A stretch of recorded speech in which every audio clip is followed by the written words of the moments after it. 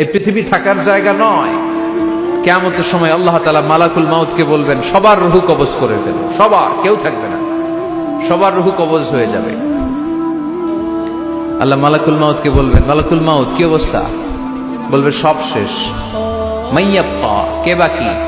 মালাকুল মাউত বলবে জিনেরা বাকি, যাদেরকে দেখা যায় না। আল্লাহ বলবেন জিনদেরকেও শেষ করে ফেলো, রূহ কবজ করো। মালাকুল মাউত আজরাইল জিনদের রূহ কবজ করবে। আল্লাহ এবার জিজ্ঞেস করবে, ইয়া মালাকাল মাউত আখবিরনি মাইয়াব্বা, এবার বলো আর কে বাকি? মালাকুল মাউত বলবে, আল্লাহ মানুষগুলো সব শেষ, জিনগুলাও শেষ, এবার বাকি ইবলিশ শয়তান, ইবলিশরেও শেষ করো, ইবলিশও শেষ। আল্লাহ আবার জিজ্ঞেস করবেন, ইয়া মালাকাল মাউতি মাইয়াব্বা, আর কে বেঁচে আছে বলো? মালাকুল মাউত বলবে, আল্লাহ আপনার কথা অনুযায়ী পৃথিবীর সব মানুষের রূহ কবজ করলাম, সব জিনদের রূহ কবজ করলাম, ইবলিসের রূহ কবজ করলাম, এখন আছে শুধু ফেরেশতারা। আছে কারা? যাও ফেরেশতাদের রূহ কবজ করো, ফেরেশতাদের রূহ কবজ হয়ে যাবে। এবার আল্লাহ জিজ্ঞেস করবেন, ইয়া মালাকাল মাউত আখবিরনি মাইয়াব্বা।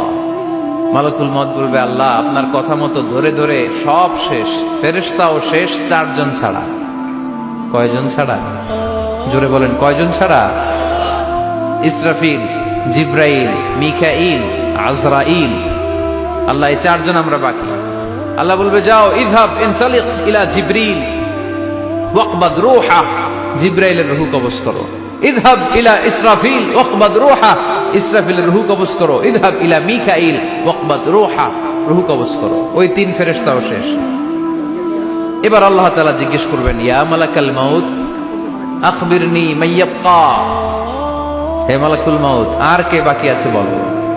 মালাকুল মাউত বলবে, আল্লাহ আপনার কথা মতো মানুষগুলো শেষ, জিনগুলো শেষ, ইবলিশ শেষ, আমার বাকি 3 ভাই ইসরাফিল, মিকাইল, জিব্রাইলও শেষ, শুধু আমি, শুধু আমি। আল্লাহ বলবেন, কেউ নাই?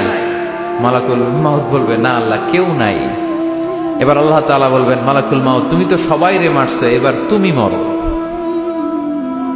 এবার তুমি মরো, তুমি মরো।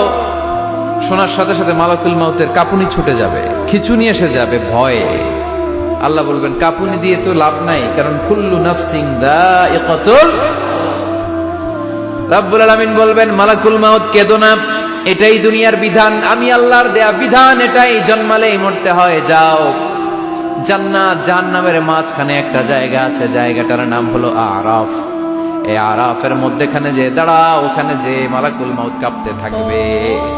মালাকুল মাউত বলবে, আল্লাহ সৃষ্টি শুরুতে যদি জানতাম, সৃষ্টি শুরুতে যদি জানতাম সবাইকে মৃত্যুদান করার পরে, রূহ কবজ করার পরে আমাকেও মরতে হবে, তাহলে এই কঠিন দায়িত্বের ব্যাপারে আপনার কাছে ক্ষমা চাইতাম।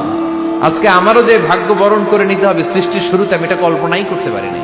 আল্লাহ বলবেন, নো টক, মুত, ইয়া মালাকাল মাউত, মর, মরে যা, মুত, মরে যাও।